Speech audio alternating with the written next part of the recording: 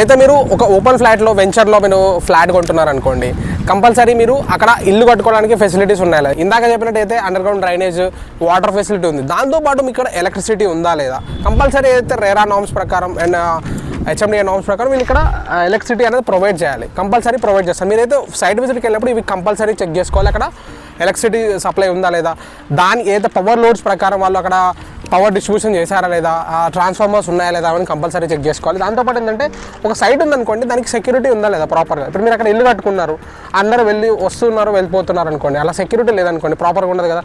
Proper arch ఉండడం, proper boundaries ఉండడం, ఇవన్నీ కూడా మీరు చెక్ చేసుకోవాలి. దాంతోపాటు ఏంటంటే మెయింటెనెన్స్ కూడా ఉందా లేదా. ఇప్పుడు ఇక్కడ చూసినట్లయితే ఈ సైట్కి వచ్చినప్పుడు ఇక్కడ మెయింటెనెన్స్ కూడా ప్రాపర్గా చేస్తుంది. ఇక్కడ వీడియో ప్లే చేస్తున్నా చూడండి, ఇక్కడ ట్రాక్టర్ అనేది ప్రాపర్గా అయితే క్లీనింగ్ అనేది చేయడం జరుగుతుంది.